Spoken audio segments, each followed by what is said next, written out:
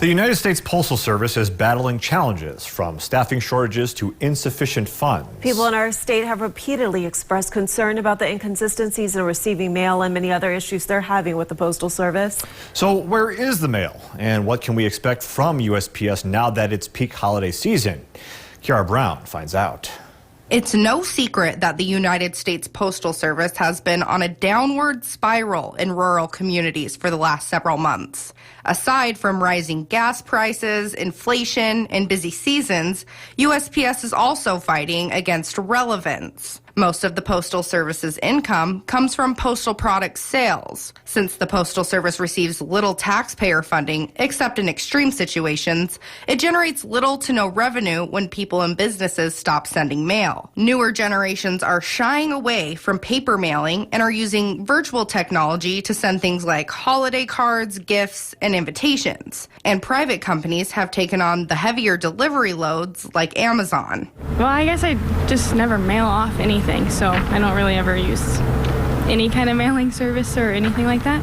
Even so, Minot and Bismarck are still short USPS drivers to deliver the load they have now. In an off-the-record conversation with a Postal Service worker, they told me their current work conditions have been grueling. No approved vacation or PTO, working 6 days a week every week, and receiving little to no help or guidance from higher-ups is normal to them. Additionally, I have reached out to USPS officials many times over the last 6 weeks for a comment about the mail problems in our state, and they have declined an interview repeatedly. On top of that, USPS is raising their rates and slowing down their first-class mail service on purpose on things like letters, small packages, bills, and tax documents in effort to cut costs. Since October 3rd and until December 26th, the Postal Service is raising prices on some products through a holiday season surcharge. 30 cents more for first-class package service, $1 more for parcel return services, and $5 more for priority mail and priority express mail. But even after the holiday season, postage rates are not going to return to what they used to be. The Postal Service announced in September that it will now raise rates twice annually, once in January and again in July. I would expect it to be there on time if I'm paying to have it shipped when it needs to be there. I feel like they shouldn't be raising their prices then, because it's ridiculous to have to pay more if our stuff isn't getting there any faster.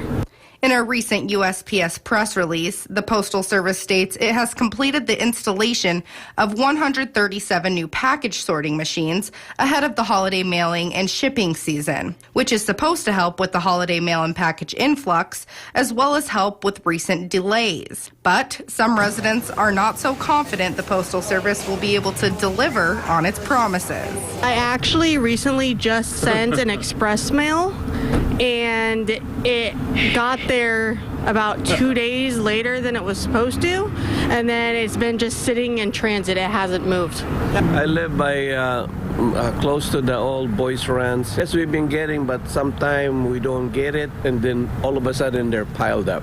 USPS recently released deadlines for the holiday shipping season. If you are shipping retail, ground, or first-class mail to somewhere in the U.S., it must be shipped out by December 17th to get to the destination by Christmas. Priority mail needs to be shipped out by December 19th, and Priority Mail Express by December 23rd.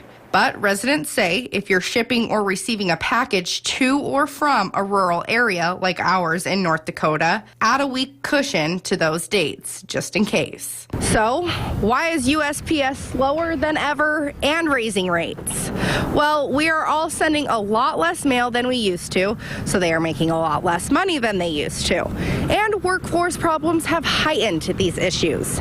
For months, people have reported delays in receiving mail in both rural and suburban communities in our region. And as the peak season approaches, things don't seem to be looking up anytime soon. For KX News in Minot, I'm Kiara Brown.